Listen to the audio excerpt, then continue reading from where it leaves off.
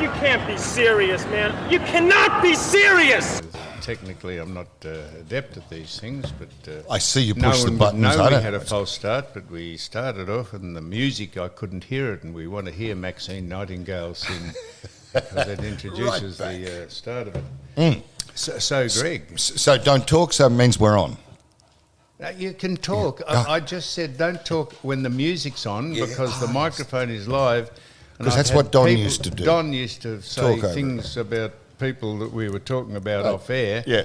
And he would just think that the mics went on until the music stopped, and we used to have to make 8 or 9 starts. He'd be saying people were this and that, and using invective. Not that we mind using invective, Greg, if it's in context. We don't swear just gratuitously. No. No, fuck not no, like don't do that. Now, so you have brought with you. You haven't brought, but this gentleman has arrived on his own, and you might have heard us. Doyen. You might have heard us in the previous segment saying the first question I'll be asking him is, how does he spell his name, and how does he pronounce it? Well, but you better tell everyone that he's a highly acclaimed actor. He's screenwriter. This is what it says from the blurb. A high-profile actor and writer, 25-year veteran has performed, written, and directed in all mediums of the industry. Yep. And if I read out the things he's been, you can't. No, too long. There's a raft. There's a cache. A plethora of things that he's been in, mainly for, I think, Hector Crawford's network, mainly the Crawford factory of industry, but we'll ask him about that. But his name is... been around since before television. I'm going to have a crack at this. His name is John Orsik. I reckon that's pretty good. John, how did he go? You got it right, Sam. Absolutely. So I am intrigued by this. It says there's about 7 different ways to spell your name. Absolutely. And why does it say that? Oh, I have no idea. Because they do. And there's 7 different ways to pronounce it, and they do, and have all my life. But so it's O-R-C... C-S-I-K. C-S-I-K, yeah. The C-S is ch sound, and it's because it's Hungarian. Orcsik. Yeah, as in, say, CZ would be Czechoslovakian, but CS is Hungarian. Yeah. Did you get that, Greg? You got it, Orcsik. Yeah. You're fluent in Czechoslovakian. Of course. Is there still he just doesn't know Hungarian. Is there still a place called Czechoslovakia? Well, isn't it Bosnia-Herzegovina now? Because they used to say the Macedonian Marvel, who was Peter Dacos, is now the Bosnian and Herzegovian Marvel. Right. No, I don't know what I'm talking about. Now, John, thank you very much for coming in. It's a pleasure. So you were predominantly, were you not, worked for the Crawford stable? Or not?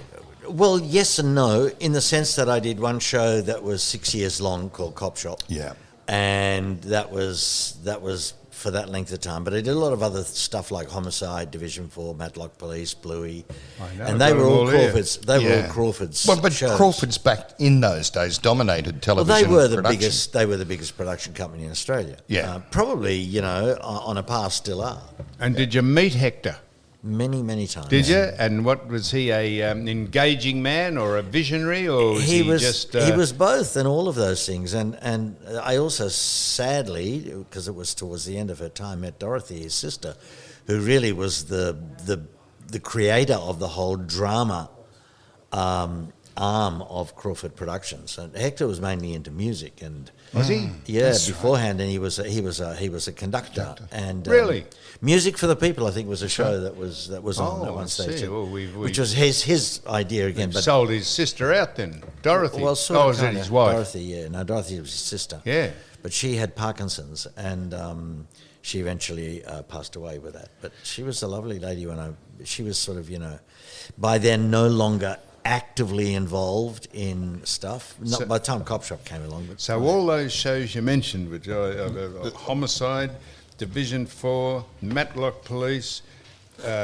Cop Shop, Bluey, probably Sullivan's is the only one. No, I did Sullivan's. No, but I was going to say, all those others were police orientated around the police force and crime, except I was going to say for Sullivan's. Sullivan's, yeah. But I mean, that was their forte. Yes. They did crime shows. And John, when we think back to those shows, which we loved in that era, like, for example, Cop Shop, 1978, it started, didn't it? Yeah. Yeah, Towards to the end of 84. 78, yeah. Yeah, 78 to 84, so there's your 6 years. It would have been black and white, wouldn't it, in its early days? Started off, I think, What but did it you went say? colour. Cop Shop, Yeah, When did it start?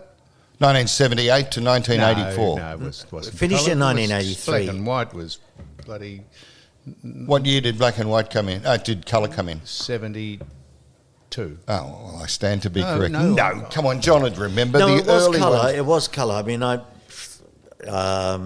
yeah. I it guess was what I'm definitely trying to colour. say is that 76, we reckon. But it wasn't the too doc far over away. here says 75. Yeah. okay, so Cop Shop was in colour. I mean, Division 4 I did in black and white. There you Some of go. those episodes. There you Matlock go. Police, I Yep. did some of Black those and white. episodes in black and white. And Homicide, I think, was the first one of those shows to go in colour.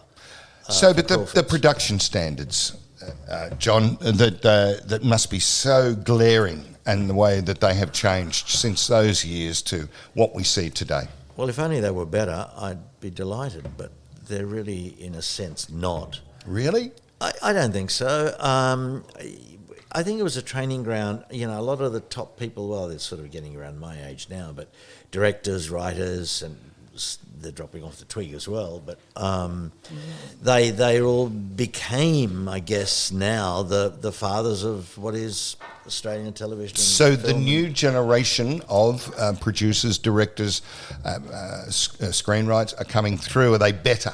No. No. Not the ones I've met, I don't think. No. I think they everyone's so politically correct, it's just a joke.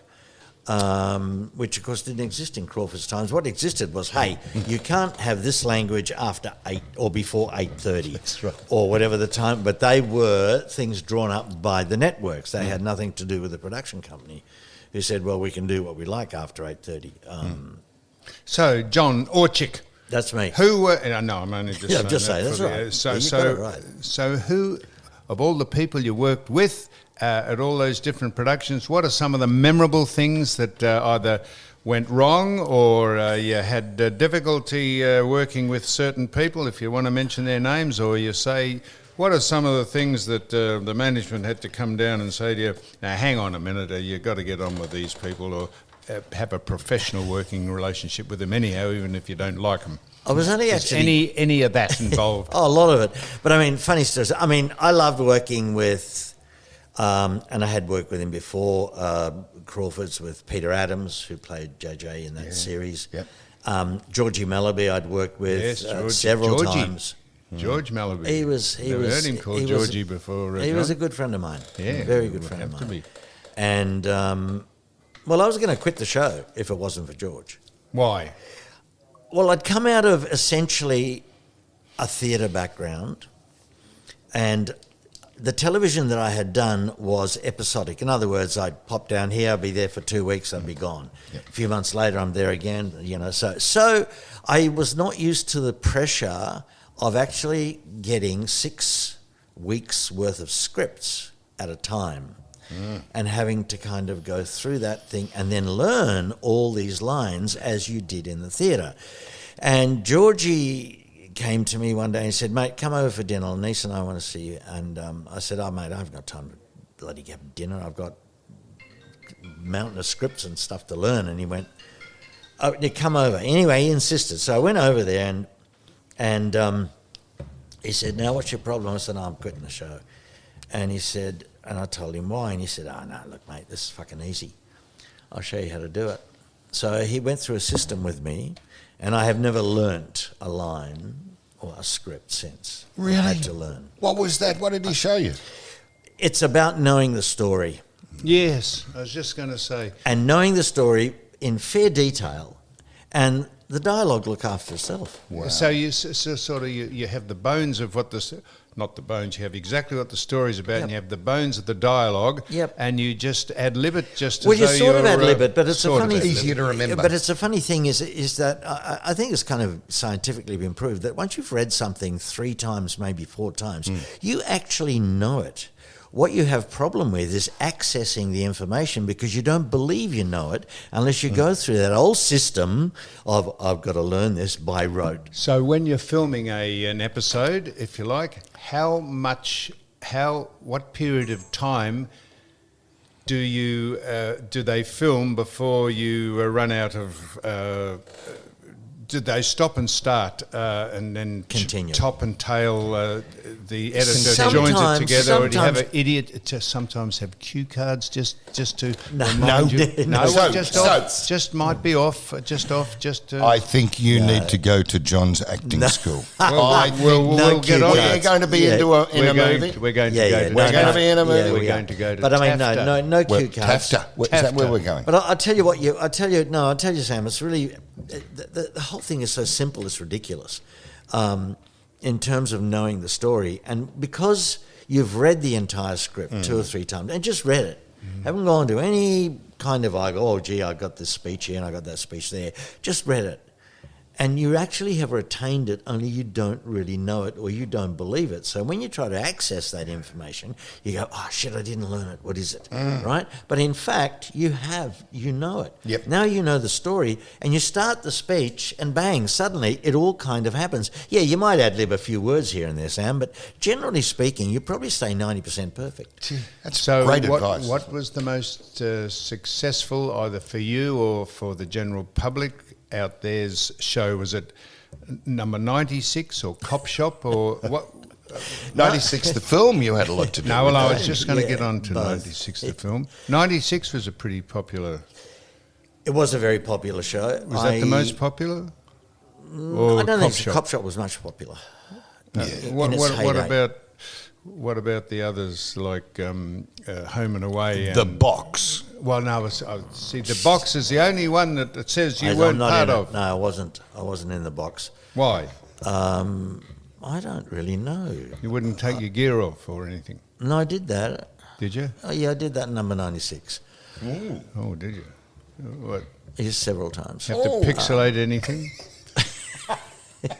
No, but yes, yeah, no, but I did Why did you take your gear off? because it was in the script. Well, I know that. What do you think? He just took his gear off just to frighten the shit out of the people on stage? Well, there on was a bit set. of that, Yeah.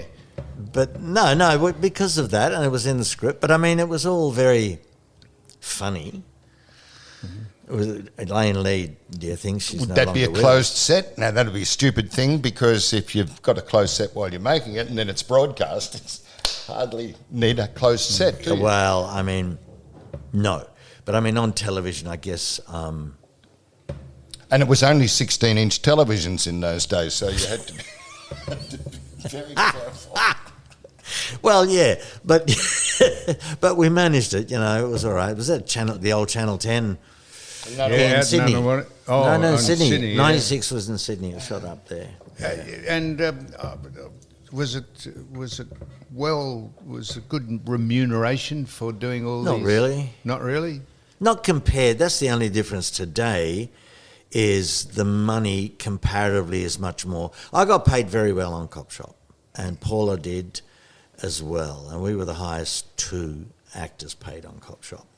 But I guess we also drew most of the publicity, so that was. You part didn't of take your gear off to attract Paula, did you? Because you ended up marrying Not in the show, no. Paula Duncan. Not in the show, no. Fair enough, John. Ironically, that was the time you were courting, isn't it? You were both in Cop Shop together and Yeah. got married during Cop Shop, I think We it was. did Yeah. actually the year before, 2 years before. Yeah, a year before it finished, and then Paula got pregnant, and my daughter's just had her 40th birthday. Wow.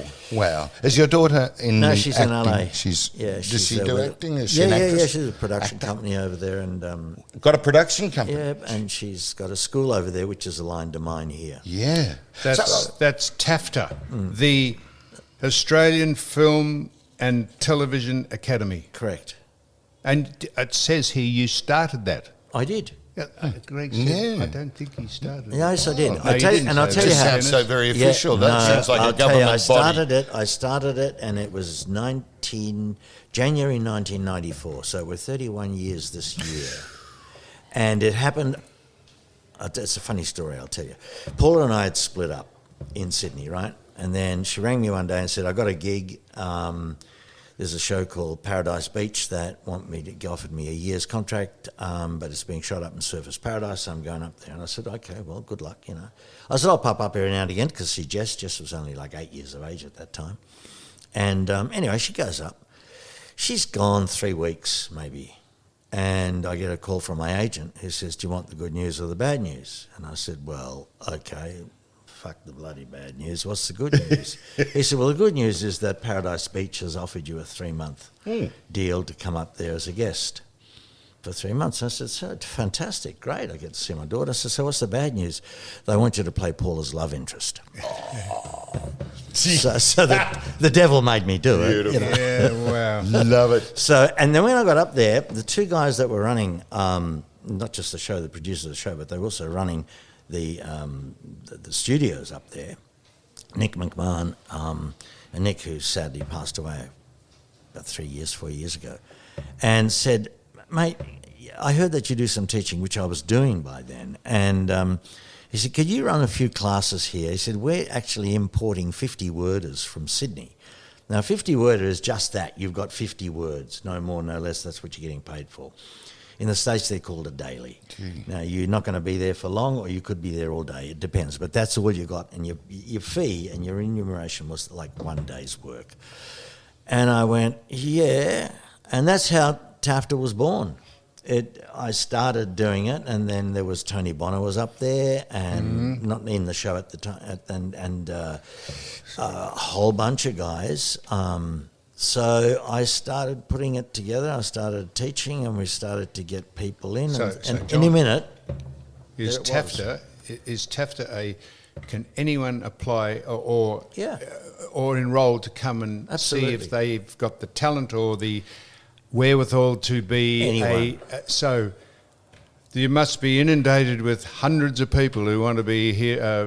Andy Warhol's 15. Well, we do, and I have seconds of fame overnight. And I've got quite a few people. So what do you look for when if someone comes in? You can tell straight away, can you, if they're going to be any good or not? No. No, you can't? Not really.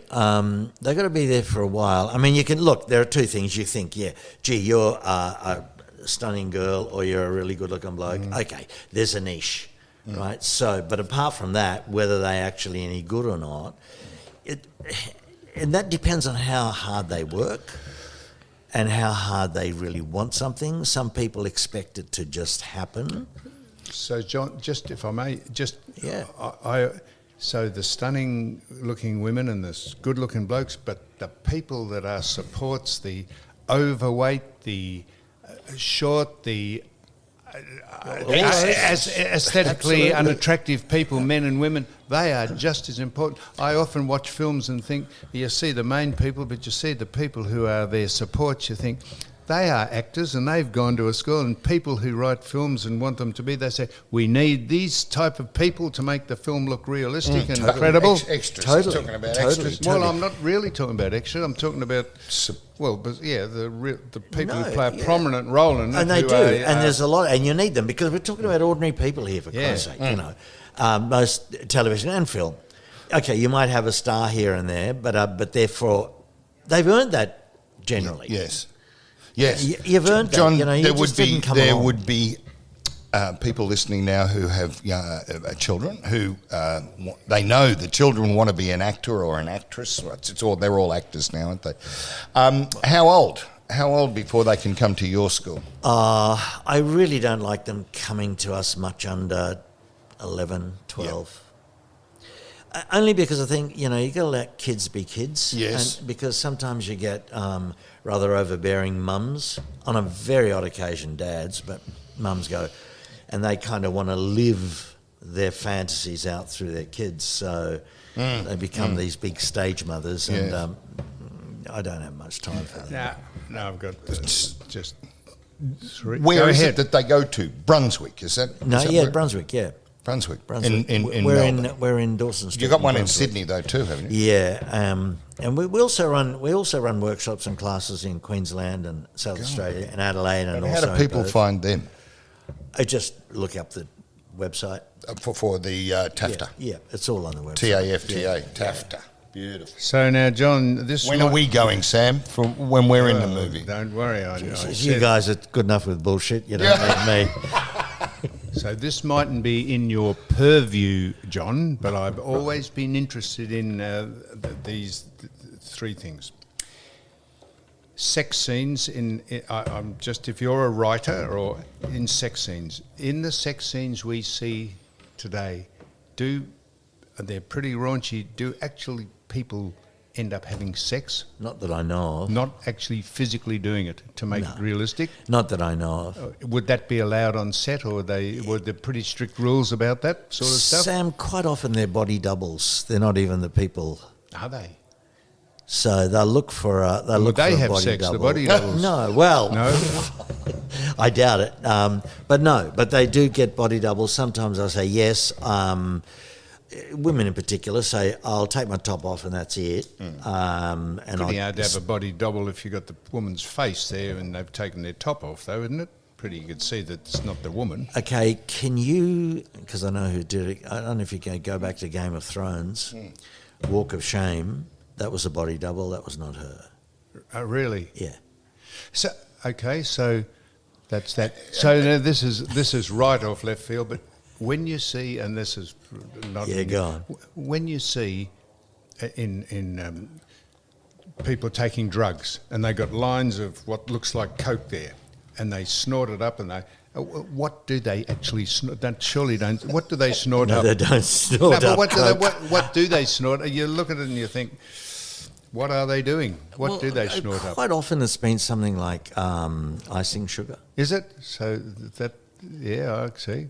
Because that doesn't do you any harm. I mean, you could blow it, it's just sugar. And it melts, disappears.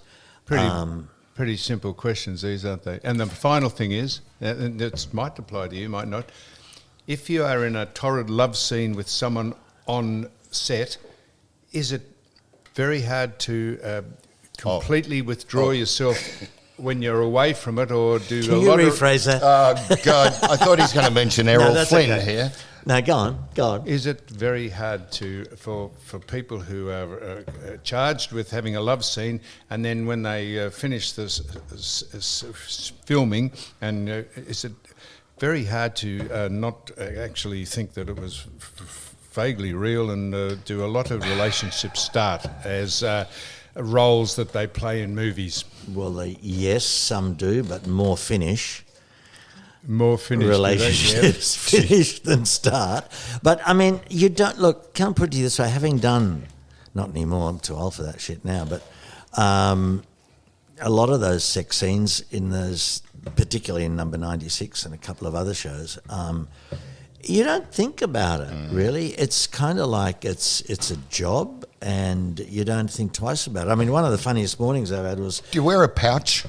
No. Like a little thing over the little thing? No, it depends on what they want to see. What, in case you get a hard on?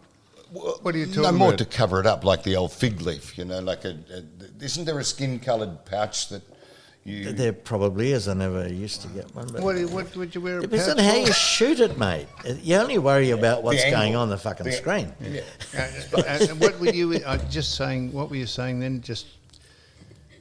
You're talking about the sex... No. Yeah, it's kind of like a... But no, I had one very funny one, which was hysterical. I remember it was I can't remember the bloody movie was called now. Something about Edge. Anyhow, arriving at White Bay, which is studios in Sydney, at 6 o'clock or in the morning, and going in thinking I was going to do a particular scene that day, and I walked into makeup, and the director was there, and I remember he's a French guy called Henri Safran. He said, "Good morning, Jean." And I said, "Good morning, Henri." And he said, "Oh, by the way, have you met?" And then he turned around and this actress came in and he said, "Have you met whatever her name was?" I said, "No, how do you do? Nice to meet you." She says, "Good. Well, we are going to do the sex scene first this morning." I said, "What now?" He says, "Yeah, don't bother going to makeup." I said, "Right, Henry, no worries." And you'd read the script, so you knew exactly what was going to happen? We shook hands, took our clothes off, and went shooting. Jeez. So when you... That's a very good point you make, because when you watch a film, you just think it's all done in sequence and it starts off, but they do the sex scene first, and that might come in an hour and a half into the film, very or true. The 4 reason- episodes yeah. later. The reason that's done, Sam, is that they think this is going to be an awkward scene, maybe. Maybe. I don't know the actors very well. Do they know each other? Whatever. So they go, let's get this out of the way. They shoot that first. Now, if it works, great, we've got it. If it doesn't work, it gets reshot at the end of the shoot. Yeah, they give them time to get To familiar know with each one other, another. and then. But generally speaking, it works first time round because nobody really cares, I don't think. Now- I remember Elaine Lee, darling thing, she's no longer with us on number 96. She said to me as we got into bed and naked, and she said, darling, just put your hand over the fat bits. That's good, isn't it? Now, are you a devotee of overseas series or films or? The odd ones here and there. So, I only ask you this. I'm fascinated in how they. Do you ever watch a thing called Suits? Yes. How that seems to me to be extraordinarily clever how they do all that. It's- Or is that just pretty No, run-of-the-mill it's very stuff? clever. I think the writing part of it is the most clever. That's extraordinary. Because then they would take some research, but there would be an amazing team Yeah. that would be putting that together. There would be a head writer, of course, but I mean, there would be a team putting, and the same sort of thing happens here in series. There is a team. Even in Crawford's days, there was a team, if you like. I mind, because I wrote a lot of scripts for Crawford's. I wrote DB4s and Matlocks, and I also wrote 4 episodes of Cop Shop. What an incredible talent. Yeah. What is the main tenet of writing, being a writer for an episode or a series? What is it? To keep people tantalised at the end of the episode so that they must watch the next episode? Well, that's kind of like the structure or the format, if you like. Today it's different because you are not writing for the 1 hour structure that used to be television, right? Because now it's streaming, it's going everywhere. So the structure used to be, you had a teaser that had to be between 0 and 4 or 5 minutes, and then from the teaser to the 15-minute mark, from the 15-minute mark to the 30-minute mark. Now, the 30-minute mark was the most important moment. That's where you had to have a big red herring or something happening. This is all for ratings, is it? Yeah, because people used to watch television on the half hour or the hour. So if you didn't like something, you might have said, look, I'll see it through until this other show comes on, which is in 10 minutes' time. So you had to then get a hook at the half-hour mark, and that used to have to be a big hook. But it's the same with streaming these days. There's always an ending that makes you want to watch the next one. I think I'll only watch one more before I go to bed, and then all of a sudden you've binge watched. That's kind of what television is all about. It won't make you want to come back and watch the next episode. Yeah, because we're selling cornflakes or something. Yeah. So is there a huge industry of egos going on here, or prima donnas, or do you find generally people are generous with who they're working with, or they don't want to take the limelight, or they do, or people who are difficult or rude, or... Oh, there's the odd ones. You'll find probably the so-called overseas, I'll call them middle star, is the biggest pain in the ass, because they think they're a real star, but they're actually not. They've attained a certain notoriety and a certain level, but they're really there. But the really top guys are up there. I've never ever, and I've worked with a few, like Peter Graves, for example. over the years. Peter was the most generous, wonderful Mission guy to work Impossible? with. Mission Impossible, because I did a couple of episodes of those. I know. I've got that here. And he was terrific, great guy. But there were a couple of actors in the Australian ones underneath him who are, I'm going back to my Winnebago. I see. And off you go. Back to the... John, it would be remiss if we didn't ask you about the state of the film industry in Australia at the moment. I know they're doing a lot of it in Queensland. They're offering a lot of incentives for us to shoot movies up there. They're doing them here in Docklands, for example. I watched something just the other day, and there they were running around the Yarra River. What was They're shooting stuff here. Look, put it to you this way. I actually haven't had that much to do with it. What I have had is looking at scripts that come in, because I get a lot of people that come to me for Sorry, John. The No, dog go farted for it. under the I table. know. See, Jesus, mate, you got to that be like. is terrible. Can't you be like the Queen and just fucking ignore what the corgi does, for Christ's sake? Might have been John. It wasn't. No one could be that. It has to be the dog. He would have left the room Must if it have was gone me. across. I can't. Usually, I'm pretty sharp at that. It's no aroma come my side. Thank Christ. Pernicious effluvia. Yeah. Right. But Where were we? before that, what did you say? No. Don't blame the dog. That Come was on. the dog. It had to be the dog. Nothing can smell that bad, for Christ's sake. Shit. Oh. That's like the thing. bloke Dennis Lilly tells us. He was when he was riding in the carriage with the Queen down after they'd been received, having won the Ashes. There, they got a ride with the Queen in the carriage, and they're going down one of the streets by the palace, and one of the draft horses, one of the horses was pulling the carriage, did a tremendous fart. And the Queen said, "I am so sorry, I do apologise." And Dennis said, "That's all right, my lady." He said, "I thought it was the horse." It's a good story John, anyway, Sam.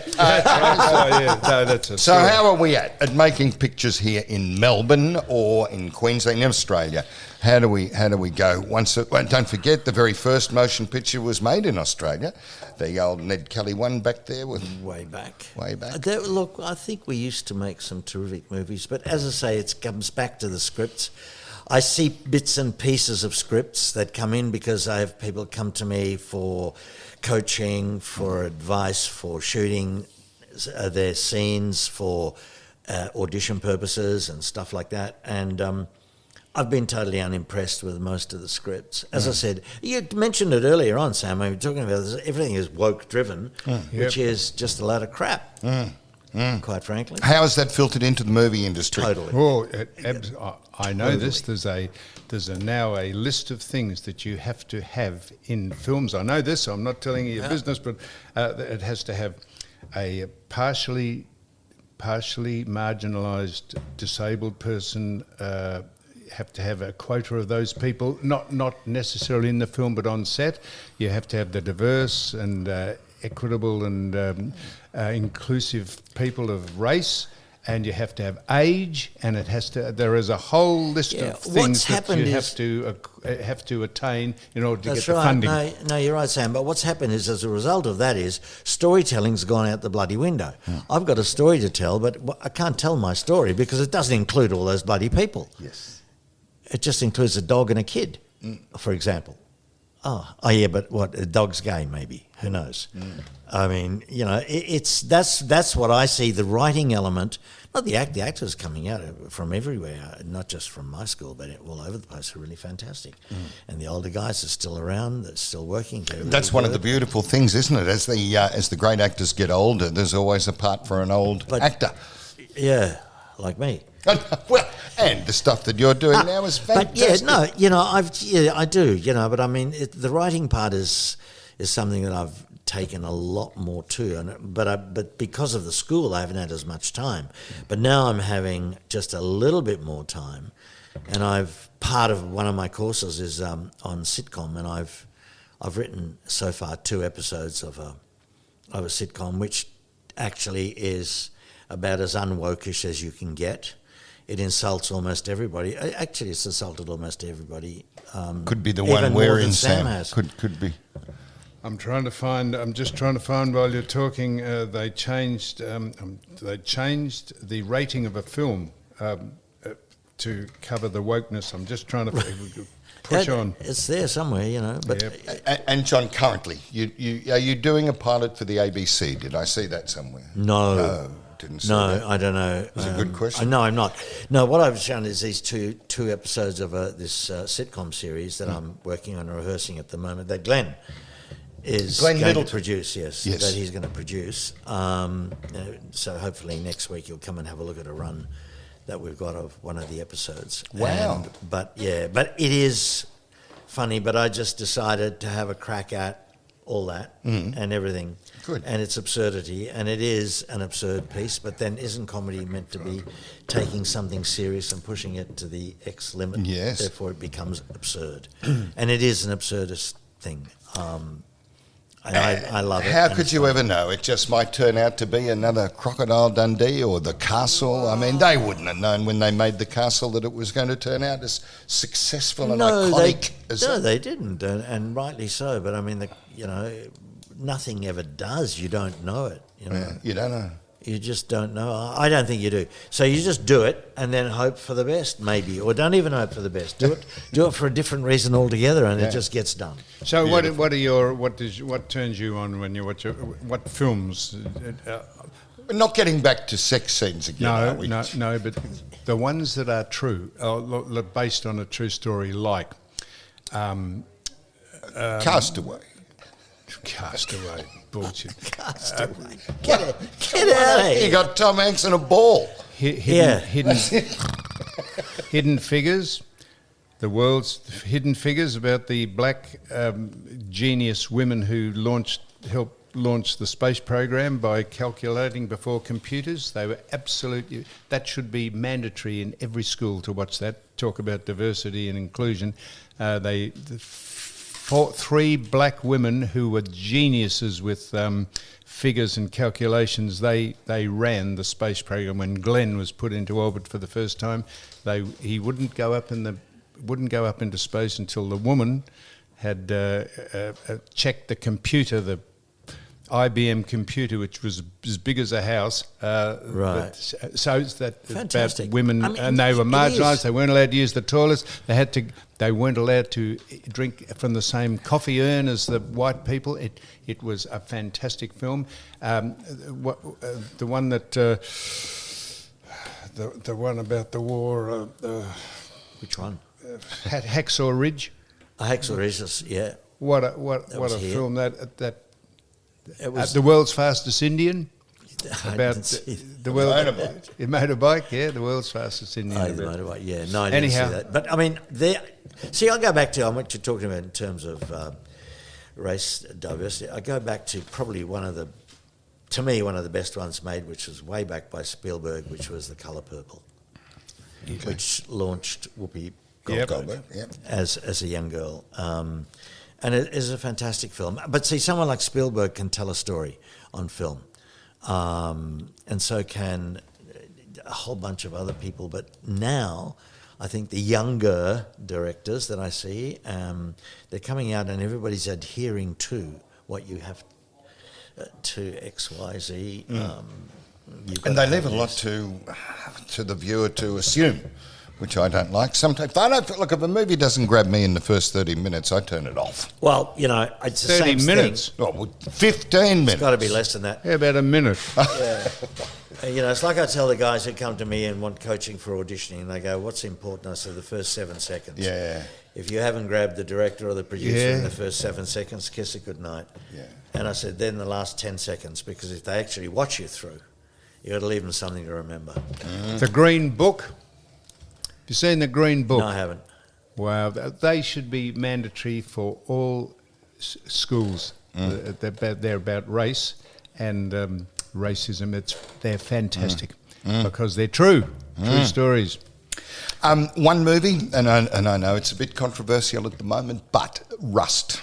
Your thoughts? How could someone, Alec Baldwin, how could you shoot someone on a set, like accidentally? Well, look, I actually don't know what. What are kind your of thoughts safety. about that? Well, I think they were a bunch of cowboys in the real sense of the word, because look, I tell you what the process is. At least the process that I've been through, and I've had a lot of guns on sets.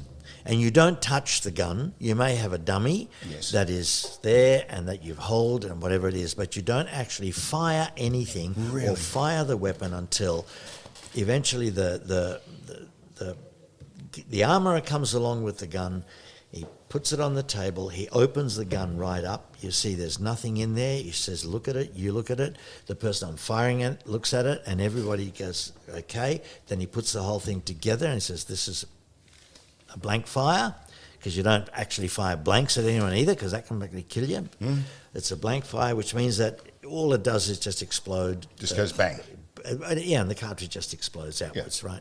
So, but nowadays you don't even have to do that. You can do all that digitally. You just point it, you don't even pull the trigger, No, you and don't they even just do that. post-produce and put the bang in. All that happens. But then in those days, not those days, even obviously currently they don't do that all the time.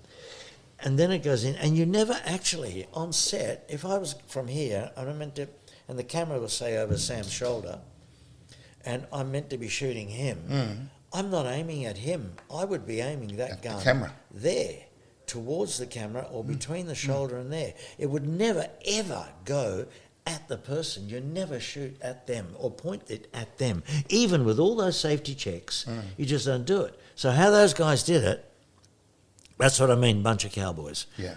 A series of mistakes by a series of people. And they've tried to smother it up because politics comes into it. What would be the upshot? What will be the final upshot of that or not? Or just death by misadventure or something, will it? Or I guess. Yeah. That's what it'll be.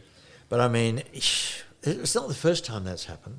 Isn't it? Someone's been shot and killed on set. God, I'm trying to remember who it was now. Before, very famous, very, very famous. Anyway, it doesn't matter. well, as long as it's not us. But I'm saying that there are so many safety checks, at least the ones that I've ever been involved in. Here, Crawford's, other shows or whatever, firing shotguns. I mean, I did a thing a long time ago called the hijacking of the Achille Lauro, and that was a long, long time ago. Yes, I saw that. I saw that you'd done Carl that. Malden was in that. Carl Malden with the And in that I nose. was playing an Arab terrorist in that. Yep. And we had to fire an AK, and it's a monster of a thing to bloody shoot. Yeah. But the safety setup was incredible. And we were shooting 3 cameras. One was here, one was wide, and one was here. And they were all locked in together. And there's a screen in front of it that's firing towards the camera. And the screens in front of it were like, because the bits of particles that come out of it can blind you. Yes, even blanks. Yeah, even from blank fire. Yeah. So the screens are there to protect everybody from anything. And you can only use the screen once, and they're very expensive because you got all these pockmarks in them after one take. Move it, put another screen in. Make you go deaf as well, too. Greg. And that's the other thing is you always have to have earplugs in. There's a bloke chatting in the pub. He said to his mate, I've just bought a top-of-the-range hearing aid for $7,000. And the bloke said, what kind is it? He said, $12.30. Anyhow... Thank you, Sam. Yeah, thank you. So, John Orsik. That's it. You got it. It's been delightful to... I know I grew up on all those series and productions, and Hector Crawford's... But John's making his own stable. now, Sam. He's making his own. And Yes. we wish you continued Thank success. you very much. And it's been an absolute pleasure to chat with Thank you. you, guys. And It's your been next fun. 2 clients at Tafta... It's going to be you guys. Yeah, we are. could be us. Well, and we're if going- we haven't captivated you in 7 seconds, give us the arse, mate.